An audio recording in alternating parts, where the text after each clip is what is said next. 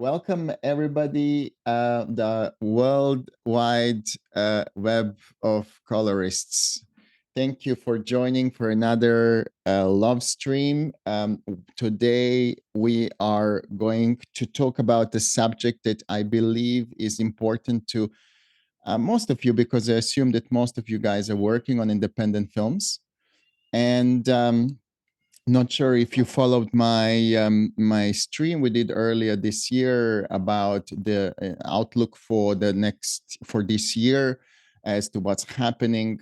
And if you remember, we predicted that the horror genre is going to be doing incredibly well, simply because we've seen players like A24 moving into the genre as well, and they're a very safe player. Like, they don't go and release any movies for no reason unless they know that they're going to do well. They're very, very safe in regards to that. And yes, we also heard about the rumors or back then about The Sinners, which is happening to be the most commercially successful film for Warner Brothers this year so far. It's crazy. And also Warner Brothers cut an amazing deal for that movie. I had an incredible look, and actually, like, one that is very surprisingly for horror movies, went and shot an IMAX. And I think we're going to see more good horror movies happening this year. And why is this important for us independent? Is because horror movies have always had their own niche. They have their own audience. They are not dependent necessarily on a theatrical release and success in theatrical release. If it happens, it's a bonus, but these movies are financially successful simply, by selling, downloads, streaming rights and so on. They just, there is an audience that basically follows some of these directors. Many of them have got more than one kind of part of it. So version 5, version 6, whatever they go, like, it's just, it's an ongoing interesting story. And I remember when I used to run my facility in London, I had a streak of 2 or 3 years where I was like constantly busy with Japanese horror, and which again is another genre completely. And actually, like, that really helped me, like, keep the place busy, and some interesting directors coming through later. So I really think if you're independent and you're looking for films, you want to work in scripted, and you want to, you're looking for a good features, good creative partners, directors, and people you could work with and build that correct connection with, then I think a horror genre is a great genre to work with. There is enough creativity there and movement that these movies are no more like a just kind of looking the same. There is such a huge variety of options to how these movies can look and what we can do there. So it's actually really interesting genre as well. So I really wanted to make this love stream really useful for you. And as you know, I have a practice that I invite sometimes special guests, and I like to do this as a surprise. And I want to just confirm who here in this audience likes surprises. Show me thumbs up. Okay. So there seem to be quite a few of you. Okay, very good. So I have a really surprise for you guys, actually. And today I have invited a dear friend and a fellow colorist here from Los Angeles, who happened to be one of the busiest colorists, at least in my circle that I know this year. Has probably is now not probably has completed most feature films than even some of my friends who work for some of the largest companies. And it's super in demand. And actually, I managed to grab him to do this guest spot with us, and we have a limited amount of time because his client is just about to come into his studio to do some look setting with him for another job. And the reason why I really wanted him to come and join us is because he has a great experiences with horror. He doesn't do only horror. He's not just a horror colorist, right? He does a lot of different genre, but he's done quite a few horror movies already this year. And ladies and gentlemen, without further ado, can we please all put our hands together for Mark Todd Osborne? Hello. Hi, Dado.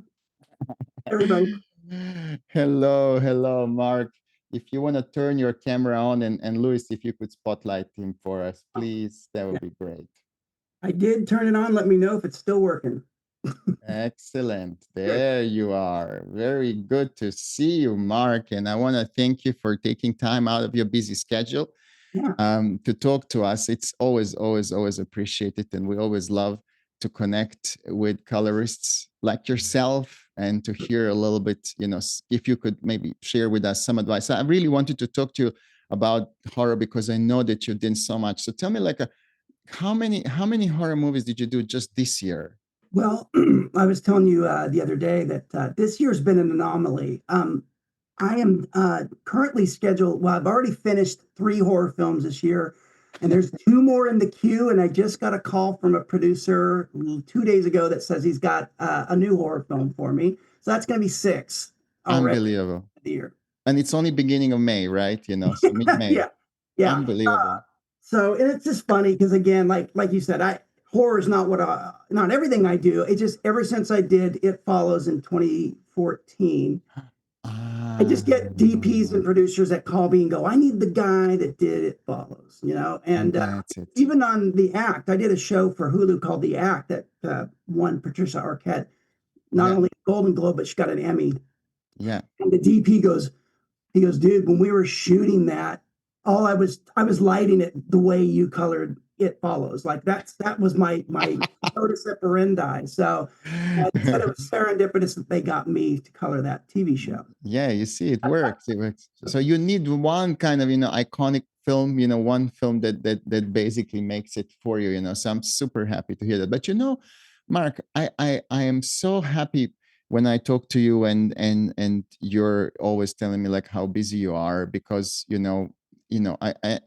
but in a way I'm not surprised, Mark, because frankly, you've been working so hard in building up your reputation and your client base for more than a decade. How long is it since you left Company 3? How long it was? Since 2009. So it's funny because I've had a few of my colorist friends, ask me recently, like, "Hey, what's the secret? Why are you so busy?" And I don't, again, and I know that the busyness could stop tomorrow. We know how this business is. I've had that happen where you're on a roll and then it just goes away. And so I've been there many times. It's super scary. All you can do is sort of trust the universe and hope the wave stays up long enough to ride it for a while. Yeah. And the only thing I can pinpoint is that, yeah, I have spent a lot of blood, sweat, and tears building my brand since 2009. It was hard leaving when I left 2000, in 2009 in Company 3. When I left, everyone knew me, even though I was my own colorist. That all the big companies knew me as Stephan's right hand guy. So I had to break free from that. I said, well, why do my own work? I did Capote and Sunshine Cleaning, and I do movies on my own. But it was hard to get them to disassociate me from under the master colorist. So just years of trial and error and saying, hey, take a chance on me. And Light Iron was the first company that took a chance on me right after Company 3. They saw the value in me, and I was there the first year they opened when we were in the alternative camera rental house. Oh my God, at the back of the camera rental company. Yeah. I remember that. Yeah. Gave me about 13 features in that 1 year alone to do.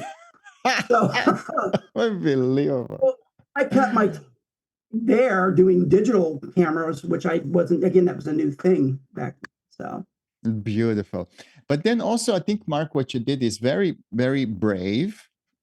Back you were one of the first people to do this, and I can see now this happening more and more. I have been proponent of that move for a while now because I what happened to me, like when I stepped out of running my post facility and started working for studio, effectively what I had then is I had an insight from the client perspective. So I wasn't any more a service provider. I was more like a client, right? And then I've seen, this struggle, that production companies have with in terms of the budget, for post production, for in general budget in general, in time in general. And I saw how beneficial it is for productions to work with an independent colorist who have a boutique setup, or set up on their own in their house, in their office, or whatever they chose, however they chose to work. And with a smaller overhead, they can offer the same quality of picture finishing. I mean, absolutely the same, right? But in much more effective way, I right? I think so. I mean, And it. I think you were very good at it. You started early. How long has it been since you were like grading independently from your place?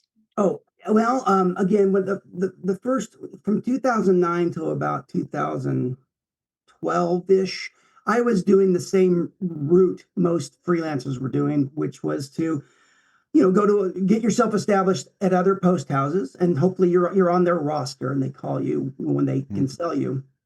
Um, but a funny thing happened is I started getting calls for people to say, "Hey, Mark, this budget's a little bit lower. We still want to pay you a good talent rate, but we don't want to pay the overhead. So can you calibrate a monitor at your house, and we'll do it at your place?" Because they understood the value of having, it's the talent, it's not the gear anymore. Back in the mm, days of Company 3, yeah, we had to have the suite had to look like the Starship Enterprise, mm, because it made the client feel like, wow, I'm getting so much value for my money. But mm, the clients have gotten savvy over the years. They all have Resolve, the free version, at least on their laptops, and they understand a little bit about what we do. So I think it's really gotten focused on it's the talent. It's what I bring to the project. That's the thing that's unique. We can all share our node trees and tell you how we do things, but what makes me individual and unique from another colorist is the way I is the what my taste is. It's all about your taste. mhm, So, um, but yeah, so about 2013, I think I did my first music video. I bought the best. Uh, it was an HP. I think it was a Windows laptop. It had a pretty good HD screen, and I mhm, bought, I think, one of those Spider 5, or back then it was probably Spider 4. Elite. Calibrated it best I could. It wasn't probably dead on at the time. It took me a couple years to realize, oh, it's still a little green. Then I took it to a big theater I was working in and put up the same screenshot and found out, oh, I need to dial 2 points of green out of the calibration, and then it was right. But anyway, but yeah, it's just a little trial and error. I did that for a few years, and again, a lot of companies were telling me, Mark, you're busy enough to have your own post house, and I never wanted to be a full-on brick and mortar post house. mm, Or not, I say brick and mortar, but yeah, I didn't want to establish, like, I didn't want to do the rent of a brick and mortar. I was really pushing the whole, it's the talent. It's not the facility. It's not that we don't need my clients understand what they're getting. They want Company 3 or Technicolor level grading and output, but they just didn't want to pay the overages, yeah, the housing, the cost of the extras. yeah, So that's what I've been, and that's those type of. I've formed relationships with many companies that make the movies, because years ago it was always about the DP. You got to be so close to the DP. But the DPs now, is last 10 years or more, 15 years, they don't have as much say where they take the project unless you're a really high level DP. It's To me, my relationship is with producers and directors, the people making the movies themselves, the people that are funding the movies. So it helps to have relationships with them, because then they come to me with the slate of movies to work out. mm. So that's basically how. So you moved away from just kind of waiting for a cinematographer to call you and give you the film. Instead, you worked directly with the producers and directors who are actually pretty much the who are more decision makers nowadays. Exactly. And then it's just my Yeah, job to make sure that, because I never want a cinematographer to feel like they're stuck with me. yeah, yeah, Everyone, yeah. that happens sometimes. They get a package deal and the color is I just know. thrown in, and they're not. I have same experience. People I worked with for years, and I helped them build their career as a cinematographer. looked after them, watched the back, fixed the, like you got me, like you worked with them for so long. The moment they get like a bigger budget and producer says, no, sorry, we're going to company 3, they're gone, man. Oh, totally. That They're happens to gone. that happens to all of us. I used to get so hurt when I do a film or two with a DP, and you just kind of get this euphoria that I'm going to work with them forever. They're just going to come back, and then the next two films they do at Technicolor or Yeah, Picture. exactly. And then, of course, when you call them, they're like, "Well, it was out of my hands, dude. Exactly. I kind of understand. Nice I understand. deal, whatever." And I just learned how to sort of have a thicker skin about it and realize, hopefully, it's like the circle of life. Yeah. Sort of see some of the same clients. All of us do. Yeah. But I think definitely what we can conclude is that this model you build of an independent colorist who sells talent and experience, and has all the technical ability to work. And I think what's also very important, what I noticed about you, is that you have worked out a really solid method of working with your clients from your place. Like, it's not experimental. You know exactly, how you're going to work. So tell me, can you just take me through? First of all, do you tend to kind of close the deals on per project or per hour or per day? What is the normally like? How do you work in that Well, respect? I like to start with hourly, and Uh-huh. part I can get away with that. But there's always those companies that have sort of a bulk price in mind. They've got a locked off price. But I always start with here's my rate for color only. Um, and and then what if they sort of balk at that, or tell me that they've got a little bit less than that, I always say one thing. I think it's good to try not to ever act desperate when you're bidding with companies. It's just a bad look, and it hurts all of us if you just take the first offer they give you, like, because they're always going to give you the bottom dollar. Yeah. Always try to make it like you're helping them out. If you do take a cut, you say, okay, I'm going to help you out on this, but make sure it sort of works to your advantage. Maybe you say, okay, I'll tell you what, I'll take a little off my day rate for you, but you can't crack the whip on my schedule. Like, you got to give me a little more time to fit your job in around some of my regular rate work. It's the way you frame it. They feel like, oh wow, Mark's really he's helping me out here. He's going to cut the rate. But again, I have a couple of tiers of prices I will offer. I always say that this is my phrase. I'll go as low as I can, as long as it's reasonable for me to do so. Mm-hmm. I mean, like, I'm not going to do something that's just so unreasonable and not that I'm going to be grumpy about in my head. I don't want to ever be grumpy working on a project, and it's a bad look. It comes off. They can feel it. You don't want to be that way. So that's when it gets too low.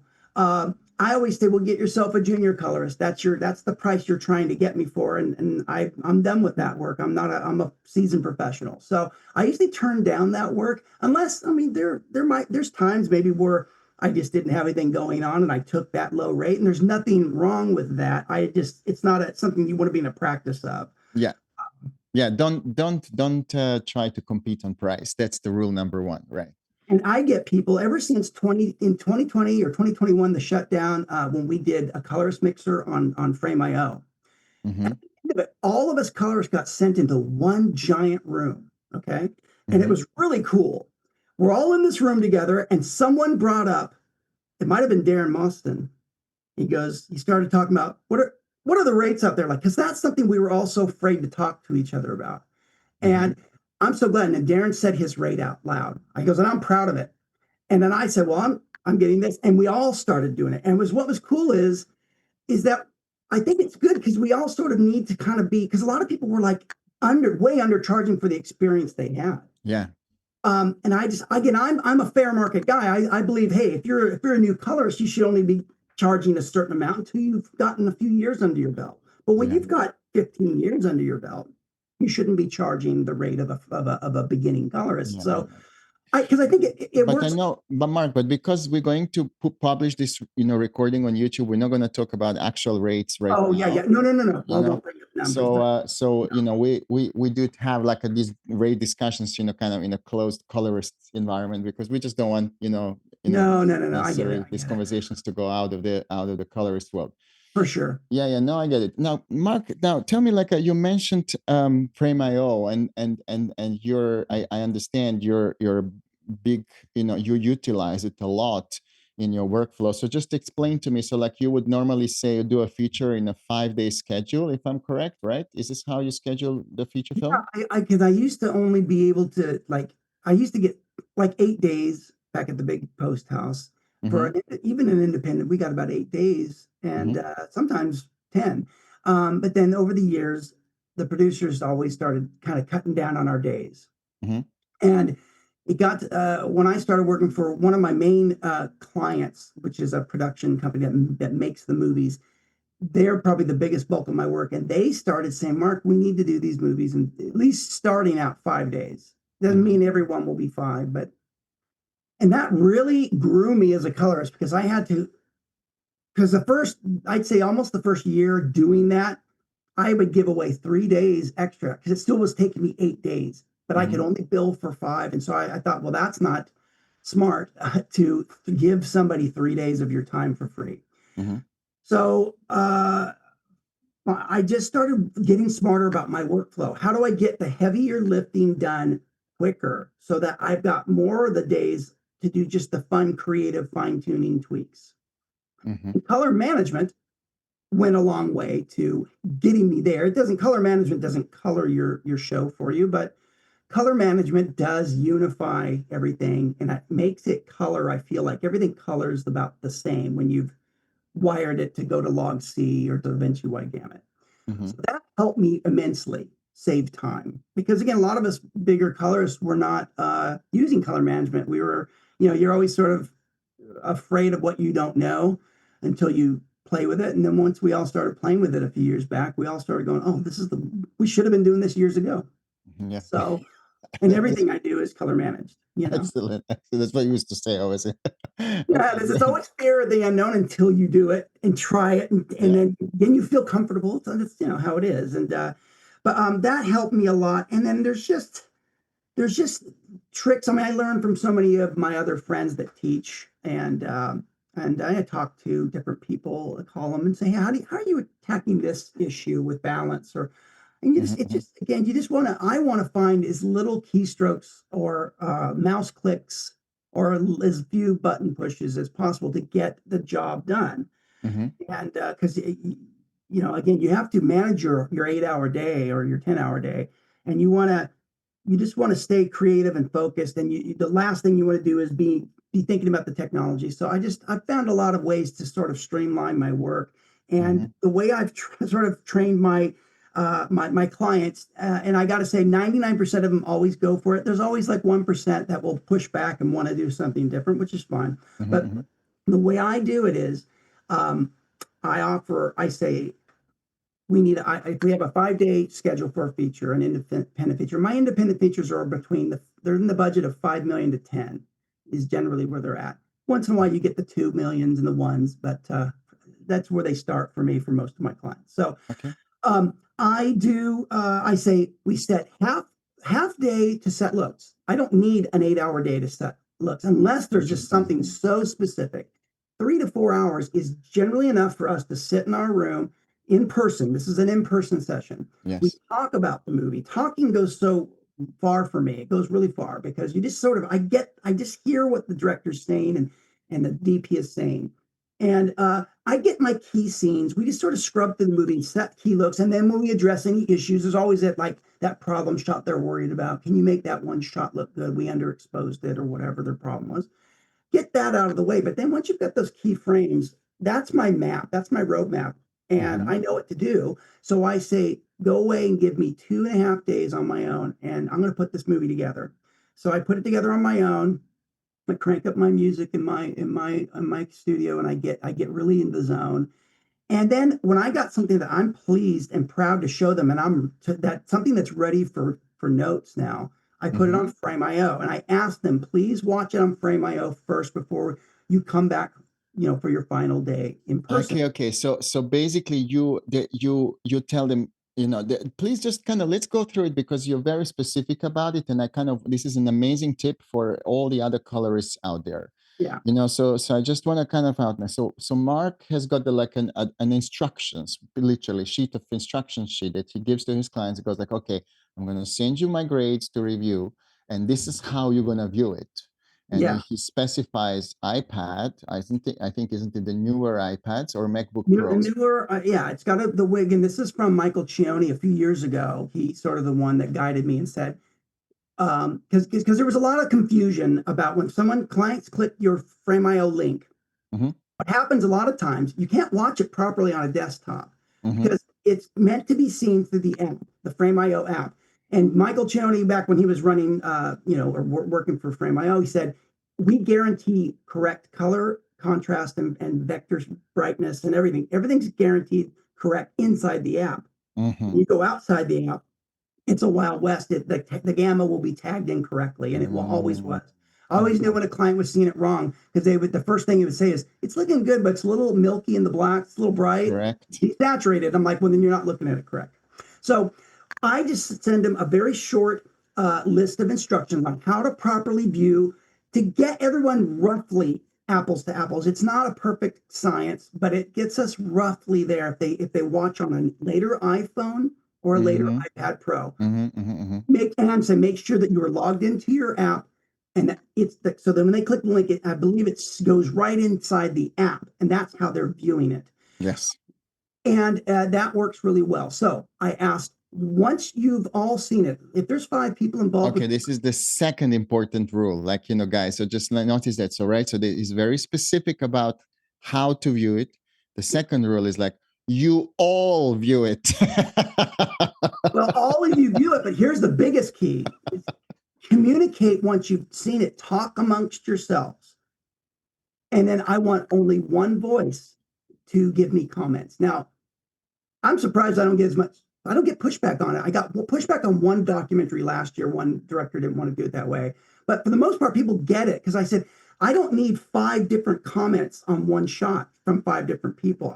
That's confusing. Then I just have to call everybody and start going, well, whose comment do I follow? He wants it warm. She wants it blue.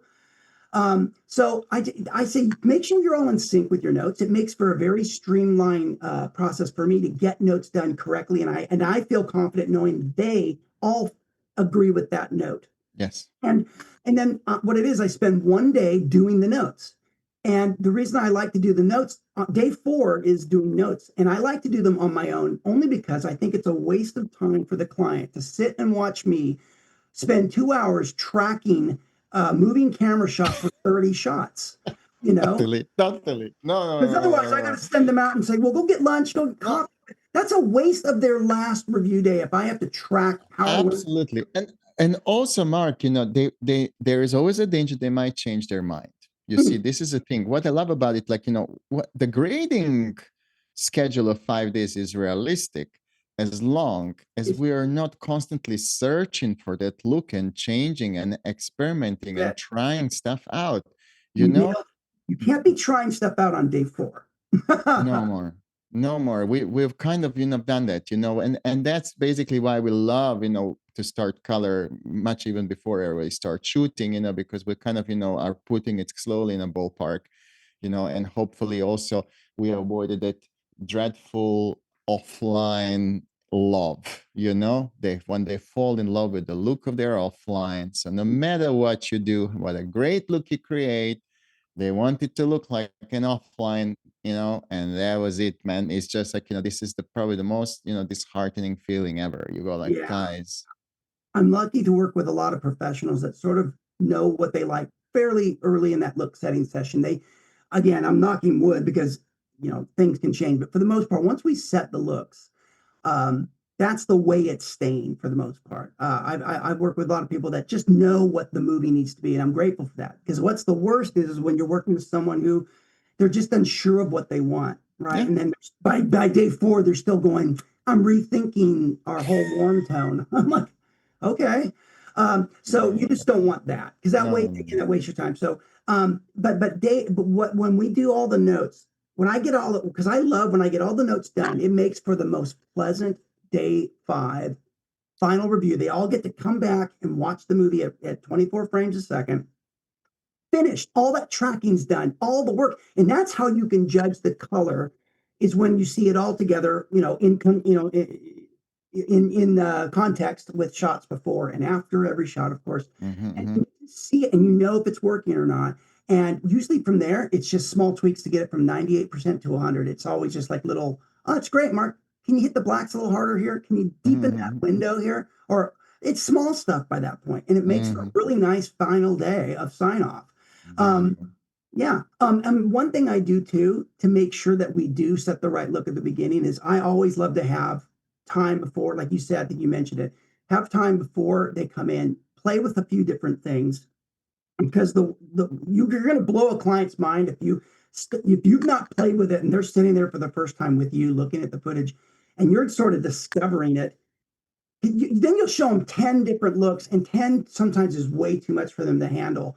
I'd rather do all the color science stuff and the trials the day before they come. So that way I hone it down to like 7 of the 10 don't work. They're not right for this movie. They break the image or they just don't look right. But then I hone it down to like 3 things I want to show them when they come in that I know I'm confident they're going to like because we've already talked about what the tone is. And it just narrows it down and it helps clients. Sometimes almost too much information is mind-blowing and it's too much to process. So I give them not fewer options, but I just try to minimize the options. So it's easier for them to go, oh, A, B, or C. Warmer, cooler, or neutral in between. Yeah. Excellent. So Excellent. So basically, so day 5, and then you do the outputs, and then a QC, and off we go, right? So I'm that's lucky for my company, for movies I do out of MTO Color, my company, I do the output. But again, I've got most of my clients like to do their own final mastering themselves. So they pretty much do the conform for me. And they do I just give them individual clips with 48 frame handles of the final approved color. ProRes 4. They do all their final audio and graphics and output. Brilliant. Because that takes some time. Right. That's the main way I work. But my company is scalable. And I once in a while do get a client that says, I need end to end conform all the way through, several deliverables of mastering. So I'll do that. I just hire people to do that for me because they're better suited to do it. And my time is better suited sitting coloring. So yeah, I 100% agree. So there is always a chance for juniors also to grow that way, Very good, Mark. Now, I always like to kind of combine these sessions a little bit, with some node tree sharing, if it's okay with you to do that. I would love, especially maybe if you have a right, or if you could maybe open a couple of shots from one of your recent horror jobs that you worked yes, on. I wanted, and before I open it up, I just want to give you a little preface on it. There's a movie I'm super excited. I've been posting a little bit about it lately. It's very popular on Shudder. It's a series called Hell House LLC, and It's found footage, right? Well, yeah. the first 4 were found footage movies, but I just did their first narrative story. It's a regular movie for the 5th one, which has it's ruffled the feathers of some of the diehard fans. But I guess from what I'm hearing, the fans are excited about this. There's so much so that it's not going just to Shudder first. That it's going to go to Shudder in October during the Halloween season, but they're actually releasing it in theaters August 20th, and I hope it runs through the summer.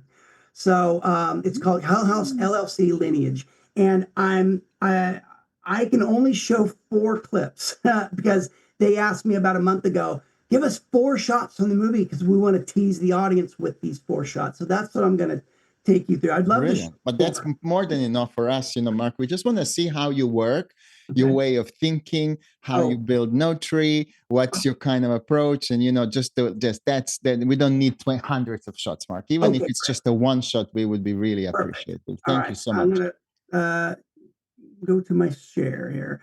I get sort of questions and teased about I used to have 55 nodes. I have honed it down to about 44, but I still have a lot of nodes. So I just need the landscape for what I do. So hopefully you're seeing this image. Yes, we're good. We can see it very well. Thank you. Let Perfect. me see if I can let me hit my mini panel onto so there's a bigger image in case there's Hell House, Yeah. Lineage. Of the 4 clips they gave me, Mm-hmm. opening scene where a man has a very dastardly encounter with some evil here at an abandoned amusement park. Mm-hmm. Here is two of the main characters, a priest and a woman that's a reporter. They are in the famed Carmichael Manor, where a lot of the horror takes place. Mm-hmm. Um, they are what she is looking at is this scary clown. It's one of those scary clown movies. If you're not familiar with Hell House, this scary clown sitting there, and you can guarantee he'll probably be moving or looking at them at some point. That's the you got to see these movies. They're very subtle. They're not like Terrifier. Terrifier is just in your face horror, blood and guts. These have blood in them, but they're more psychological. Just the things that creep people out. Like I said, moving dolls, moving something you think is static that is suddenly moving. That's sort of more the horror style of movie. Mm-hmm. My God, I love that look. Oh my God. Here's just Mark, amazing. this is beautiful looking. Can you show us that one in full screen? So just for us to soak Yeah, it in a yeah, little. yeah, yeah. This Oh is my toward the end, God. and this is one of our main. She's our main hero, and that's going through this. She's Beautiful. been in the other some of the other movies as well. But yeah, Beautiful. and that's the Carmichael Manor beyond her. But yeah, these are just fun, and I've been talking to this director and producer for several years about let me color some of your found footage movies, and they wouldn't let me. They said, Mark, we don't need them to look pretty. They're found footage. So I said, okay. No, but this is looking so beautiful. I love how you generated, how you created the focus, like I love that kind of, spot of light that's bouncing off the wall behind her and is like, giving her a little ridge as well. And how Mhm. you close the right hand side and a little edge of the left hand side of the frame as well. It's beautiful. A little pinch on the corners, and again, since we're up all close, I Oh, like to do and this. there is a little is this like did they use some haze themselves or did you They kind of did. I help a think little bit with glow? there's just haze down at the end of the hall, Oh, wow. But forefront. you have used some softness, right? I'm trying to think. I don't think I did. I think it's just what is the lens is focused on the back of his head, so everything is Uh, always soft around that. So the back of his head is actually you can focus even though the he's focus there. and there's some shaping, of course, on the left side with the walls and just a lot of shaping just to keep it moody. And again, I love this shot too, and that's just a lot of how Oof. now. And again, it's She's torching into the lens, damn it, right? yeah. And now there's darkness in this movie. There's a lot more darker shots than this. But again, in my horror movies, I do try to ride that fine line of let's make it dark, but make sure you see something or make sure you see eyes. Because I think the audience gets mad if they don't feel like if they don't know where they're at, if they can't really follow or track the action. So you got to kind of make sure you don't go so dark that Yeah, yeah, of course. Look, there is every little crease in this guy's jacket. I love that. yeah, Again, so you'll it's see dark, details. but it's not. This is exactly where we are at the moment. I'm talking to my students right now. We're just at the beginning of the masters. And, Mm, like this is the first rookie error I find, with color is that they just, so treating, shadows with disrespect is like, there is such a fine line between dark shadow and crush shadow that you must never cross, you know? No, I learned that from back at when I was at Company 3. A lot I worked with so many top cinematographers that taught me about black levels. Like Mark, it's got Mm, to hit. They always one DP used to always say, "Give me a strong black," but he's saying not a crushed black. It's mm, strong means it's down. It's down. It's not milky, but I can see detail where I want to see. mm, So correct. yeah, Beautiful. Let's go through the note tree. Maybe yeah. to open that exterior shot, the girl if you want. Oh, And okay. yeah, maybe start with that one. Um, Yeah. So first you're going Da Vinci Wide Gamut.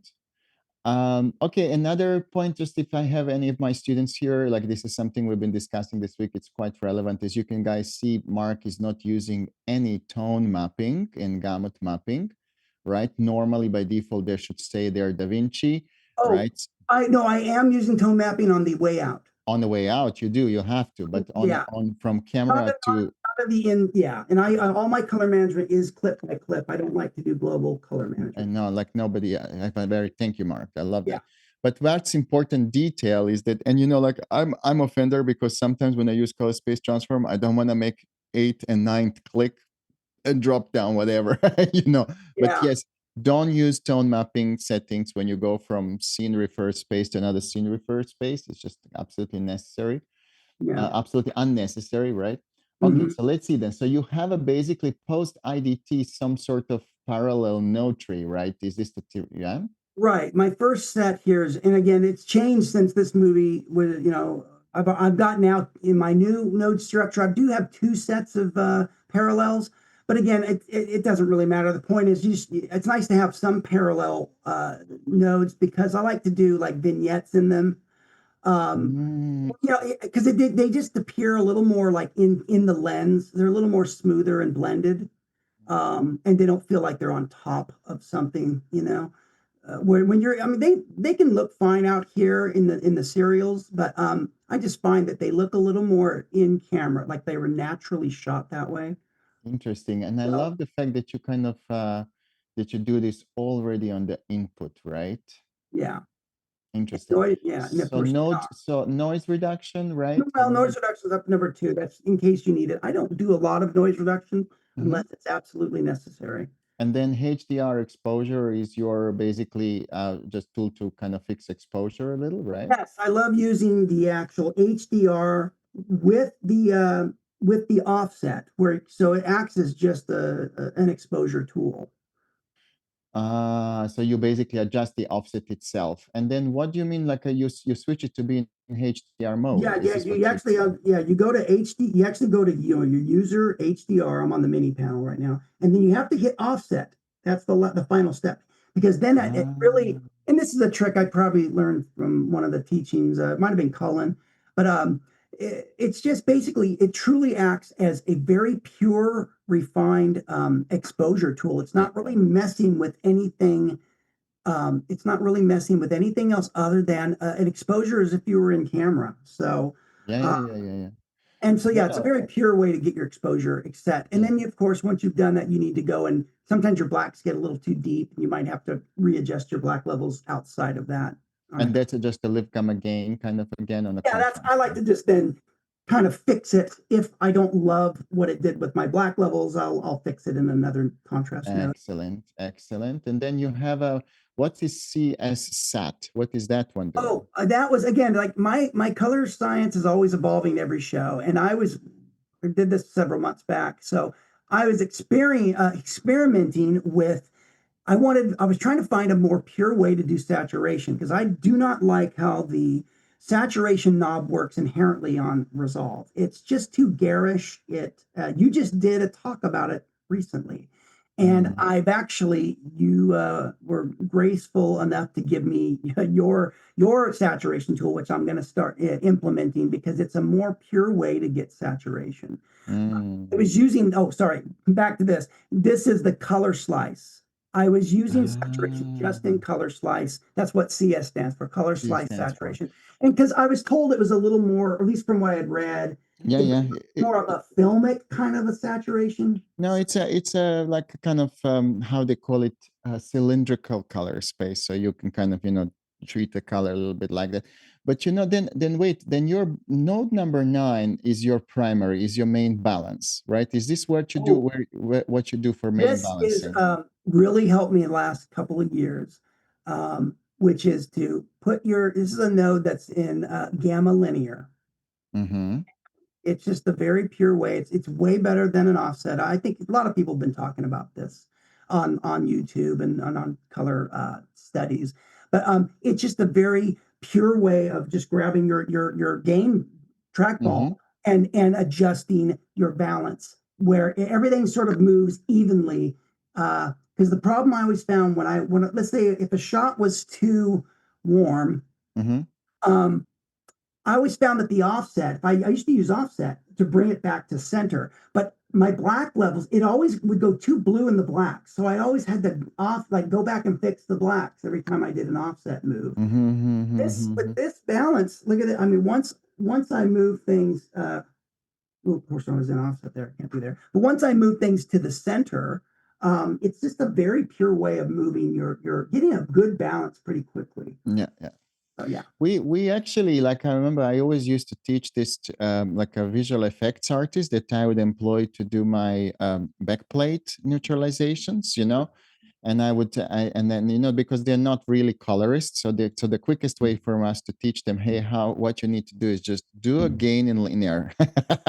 Oh yeah, right. And then, you know, we used to get it. We used to get them to basically not screw up image at all, like, you know, just go and do the balance. You know, you limit the tools, because the moment you give them live gamma again, it's just a mess, right? Oh, for sure. Yeah. I like And it. I like another it. one thing I get asked a lot too is why are you using a fixed node structure? And a lot of us, seasoned colors have been doing this for years because it's a time saver and an efficient way to work because there's just all these things a DP is going to ask for, no question. Like they're always going to want all of this vignetting and vertical side vignetting, lefts, toppers, bottomers. It's better to have it there ready to go.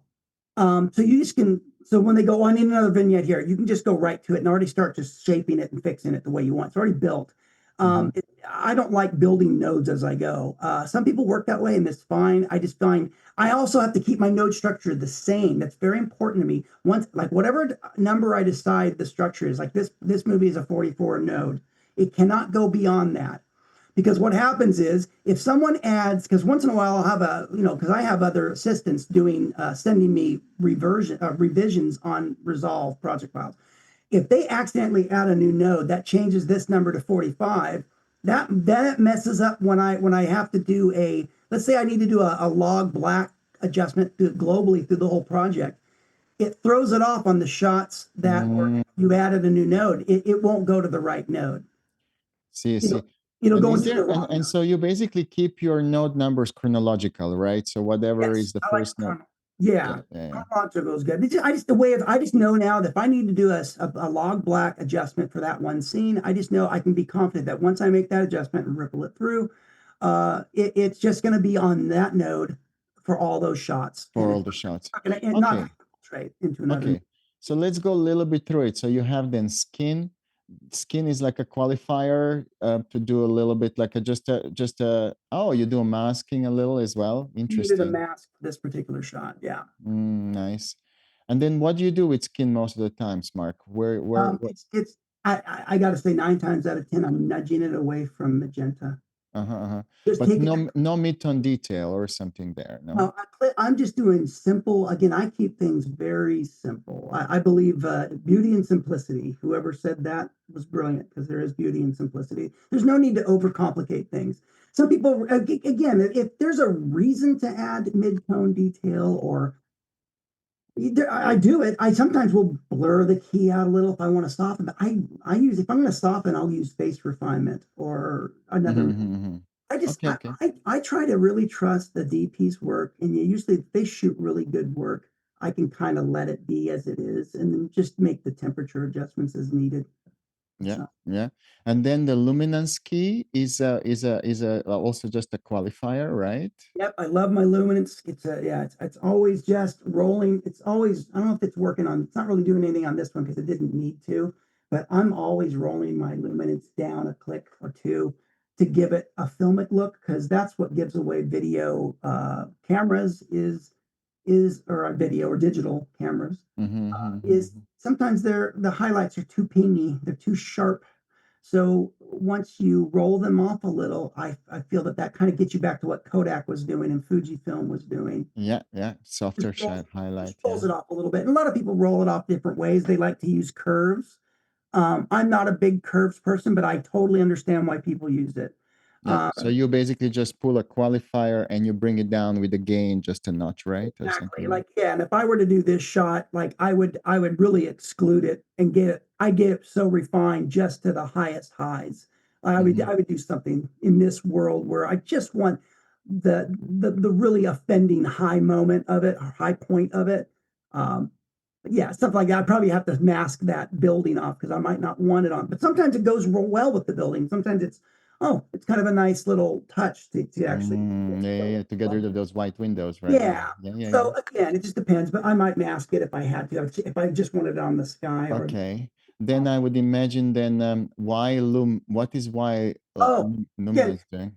evolving. I don't use it anymore. This was on this show. I was experimenting with a Y luminance only, where the color space is set to lab CIE. And Ah. it's just a more pure, like it's only a luminance adjustment with your gain key, your gain maneuver. Um, but what I didn't like about it is every time I would adjust it, it seemed to desaturate my image. So if Yeah.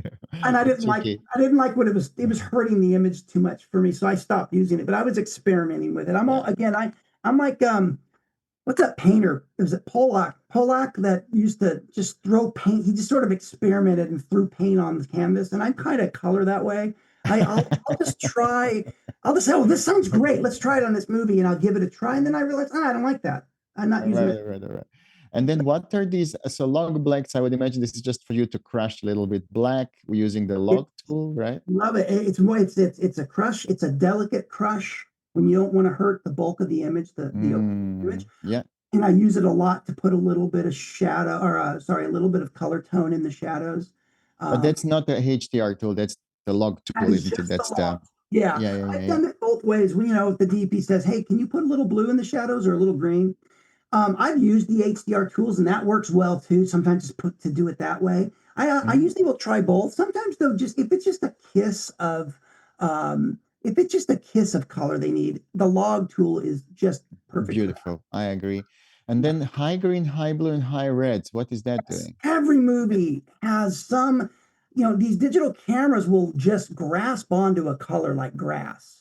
And Uh-huh. everything will look normal except the grass is neon green, right? Yes. And I mean, even as I'm talking, I'm looking behind her shoulder, and that grass is going a little neon green than I let it go on this one, but I normally like to try to tone down the grass or tone down a green street light or again, same thing with my blue is more for sky. I probably should call that sky, but blue Hmm. is I know to expect a high green or a high blue or a high red that's going to give me trouble, and Yeah. I'm gonna like a red jacket in a TV show. Everyone looks great, but that guy in the red jacket, that red is screaming. So rather than doing a saturation compression, which usually will take care of it, the saturation compression is sort of a blunt tool, and it takes care of all the saturation. And I don't want that. So I will just say, well, I'll go to the offending red Color. Yeah. and just take care of that. And I love my 3D keyer. I do it all in 3D key. A lot of people love hue versus sat. I still to this day, I play with hue versus sat and hue versus hue. I cannot get that right. I can't get it to work as quick and refined. So Yeah. I do it in the 3D keyer. Excellent. Excellent. Then you have some kind of nodes that are there, like oh, you have a depth map just in case, Yes. right? I have been Interesting. using that more, so I just have a spot ready to go. Yeah, I'll drag it Interesting. in there. I just like it labeled and ready to go. And then you got your trim one and Yeah. two. Then you Um, have a little spot again, like a little oval window, just to kind of, bring the talent on number 27, isn't it? oh yes, on 20. This is what's great about this is that this is an inside outside node because there are times where I just gotta highlight an area and then maybe go outside of it and work it. So Mm-hmm. yeah, Yeah. I like that. I like that. that's kind of Exactly. And then what's the blur comp? okay. That really didn't need to be on this show. That was carried over from my I just finished season 5 of Traffic for Hulu, Nat Geo. Ah. And it just, by the way, it just got 29 Emmy nominations, which they say is the second highest number a TV show ever gotten. What's funny is, Let's do the German anchor, isn't it? That you know lady what? that She's actually she's from not Cuban. She's Portuguese, but she's married. Her husband's last name is Vanzeller. Ah, So yeah, she's Mariana that's Vanzeller. it. Yeah, it's it. But she Crazy. on her show, what it is, and by the way, they just decided they're not going to move forward with the season 6, so I'm very bummed. I just delivered. Despite all these Emmy Yeah, nominations, that's it's what the crazy. client was telling me because I guess 29 nominations wasn't enough. But I think that show though is I think we've sort of run its course with what we can do with it anyway. But Right, it's sad to see it go. 5 seasons of 10 episodes is going to be sorely missed. But on that show, I needed a blur comp because after I'm done, let me decompose it. After I'm done with the color, their team goes and blurs out license plates, t-shirts, hats. So right. it's just this is where I want them to do the work. And then when they're done, I told them put it back into one node for me so that I can keep my node structure. Oh my God, that's a great. I love it how you just decompose and compose. Yeah. Yeah, I love it. I love it. Then you have some external mats, probably for blurring as well, I would Well, imagine, these right? are mats where again a lot of shows. This show didn't have that many, but like right now I'm on a TV show that's like a $50 million budget TV show that I can't talk too much about, but I'm excited to talk about soon. And that has so many effects per each episode, and so I need mats for those effects. So they're just ready to add a mat when I get a mat. Yeah. And So then basically I would imagine then the design and look there where you put show LUTs, right? yeah, this is a lot that it's funny. This show is mixed with it's a mixture of using the film look from DaVinci from Resolve 19 Mhm, film mhm. creator.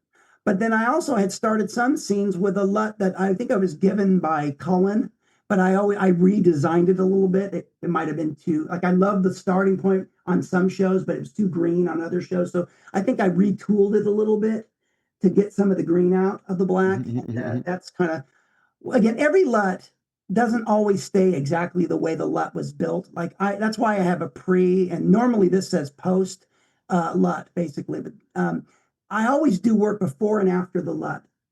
The LUT sort of gives a good starting point, but the LUT doesn't finish the job for me. It usually just gives me a starting point. So I Excellent. do extra work on it. Yeah. Excellent. And then you have a little halation. I think I can see that. Yeah, this one I did I on the throughout the whole movie. I was never a big halation person. I used to talk people out of it because I always felt like, it's not really adding to the image. But over the last couple of years, I've learned to embrace it more. So yeah, I am adding a little bit of just inherent film halation from film look From creator. people, not the actual halation itself, right? No, yeah, yeah. So Yeah, yeah, yeah, yeah.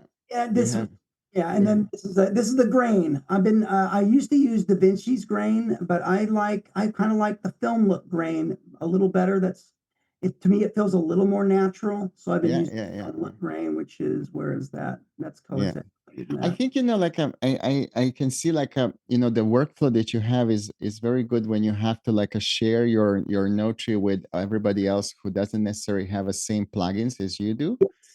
So The that drive, is that's the yeah, driving force because, and I've talked to you about that many times. yeah. If I know a show is going somewhere where they might have some plugins from either you or another friend of mine that has plugins, then that's fine. I can use those, but I pretty much have to stay safe. Mm, Or if I create a LUT, I have to make sure that I export the show with saving stills and LUTs so that they get all the LUTs I built for that show. mm. Yeah. Yeah, yeah. I know. That's a problem. That's a kind of it would be nice to have some sort of like a way to solve this problem that you have like that everybody gets access to the same plugin without having to go through hoops of too much purchasing, Yeah. licensing, and stuff like this. Yeah.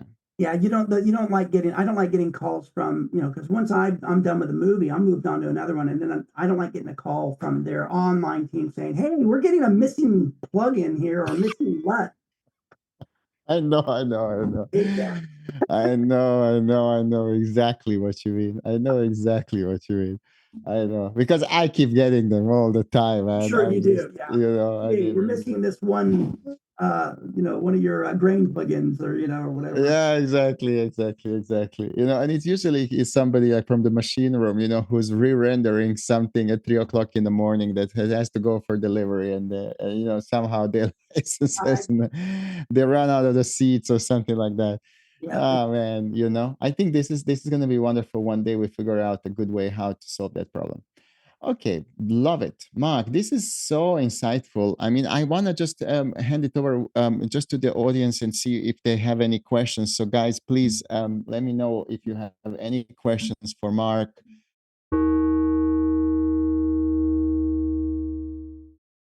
Jason, what type of file do you put into Frame.io? Oh, I always like to I do a pro I'll do a ProRes 422 a lot. Sometimes if it's a short program, I'll do ProRes 444. But I try to Mm-hmm. ProRes, or if I do an H.264, I make a very high H.264. I pretty much set it to high level. I put it at 80,000 megabits so I just make sure it's a very high level H.264 because I really want it to represent the color well.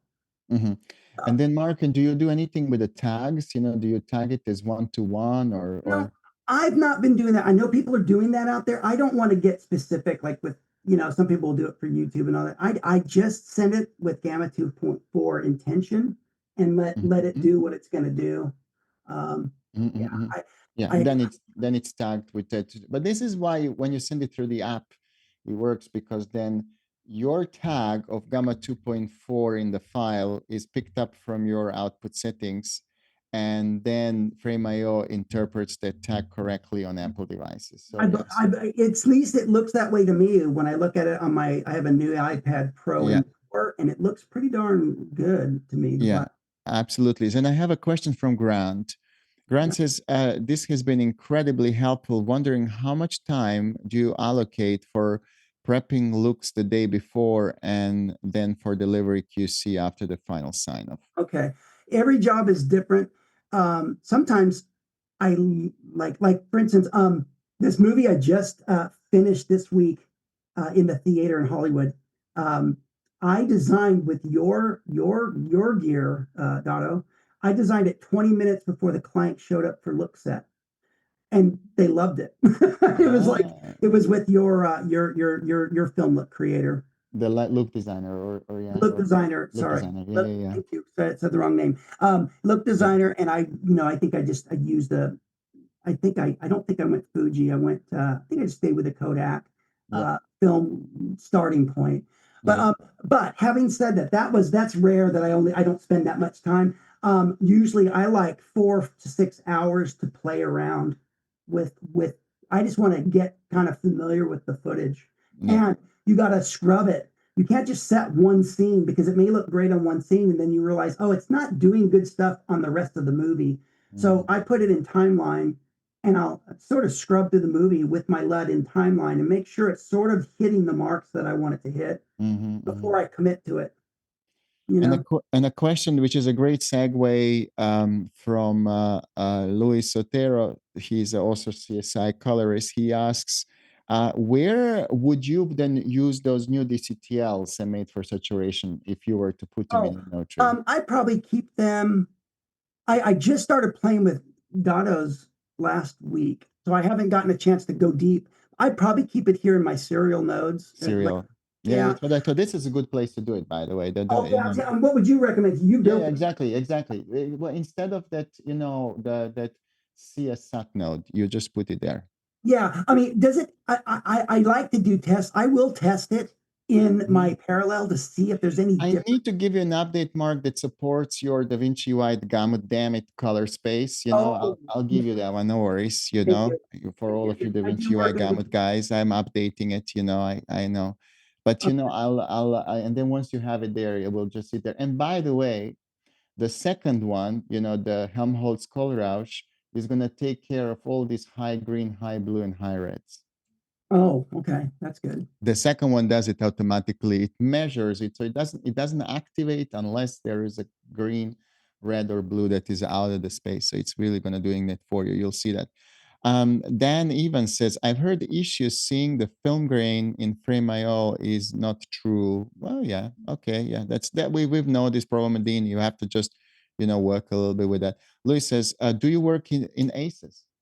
I don't. I have before. I just I just never got used to working in it, and I know a lot of people love it. I do like the DaVinci wide gamut color space. So to me, I think it's similar. So yeah, no, I can work in aces. I have. I just don't. Mhm. In this particular movie, you're grading an XAVC intra, like, so basically this is a proxy, or did they shoot it already in Oh, this was the this is the Sony Venice. Venice? Ah, Yeah, this is the Sony Venice camera. gorgeous. I Yeah, love look of Sunny Venice. I'm not sure why people now use it more. It used to be flavor of the kind of the old TV show. Suddenly kind of it died, moved to Alexa 35, isn't it?